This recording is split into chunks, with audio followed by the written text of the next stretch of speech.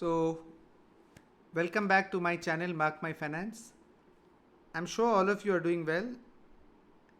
Friends, as we hear stories of the AI bubble, or we hear the stories of 2026 where a lot of things can happen which can affect the equity markets, most of us are concerned about how to protect our wealth. Now, asset allocation is a very nice tool by which you can protect your wealth. But before we get into this video and explain to you how to use this wonderful asset allocator calculator that I have built, I would want to give you a disclaimer. Do not take this as financial advice. Do your own research before you buy. So friends, my name is Mark Sequeira and I run a channel called Mark My Finance. And out here every day or every week, or whenever I get a time, I try and put out some important facts for all my viewers. So today we are going to learn about asset allocation and the role it plays in personal finance. Go to my website readsequeira.com, go to the calculator section and click on the asset allocator planner. Out here we are going to discuss about two scenarios.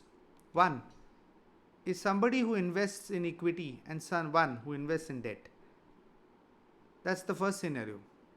And then we are going to also look at the impact of inflation on purely investing in equity and purely investing in debt. And then we can do a scenario 3, which is a combination of equity and debt. So let's run the first scenario where somebody invests 1 lakh, 100% in equity, nothing in debt. So make it 0. The equity is going to deliver 12% is what we assume. The inflation is 0. Don't take inflation in this first calculation. And let us run it for 12 months.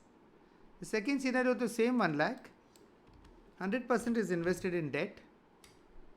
Expected rate of return, what does an FD give today? 7 odd percent. Expected rate of return is 7%. Inflation is 6%. Scenario 12 months.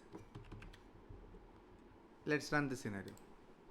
So you can see in the first table, at the year end, our friend who invested and got 12%, his profit is 1,12,000.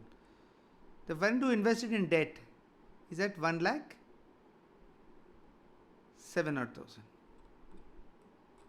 But here comes the game. Inflation. Inflation eats up into your money. So let us assume now the inflation is 6% in both the scenarios. Run the calculation again. What happens here? The first scenario, inflation is eaten up the money. Our growth is at 1,05,660 rupees now. And in the second scenario, he's only had a growth of 943 rupees. It's very important to understand the role of inflation when it comes to deciding between equity and debt. Now let's run the third scenario, which I told you about, a balance scenario, so that we get the best of both worlds. Out here, let us put 60% in equity, 40% in debt,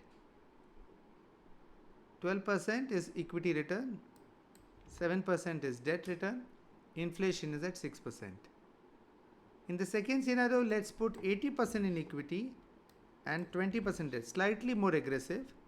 Expected equity at 12, debt at 7, inflation at 6, run it.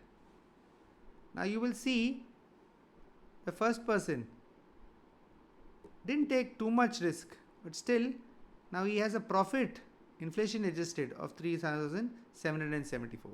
And the second person who took slightly more risk has a profit of 4,717.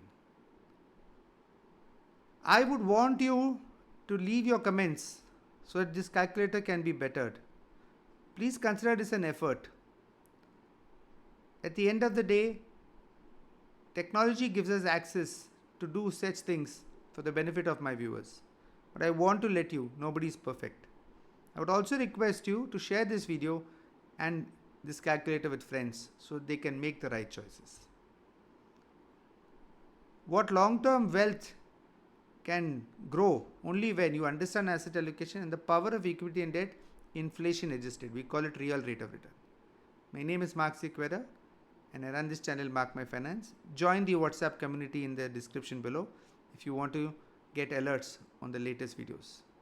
Thank you, friends.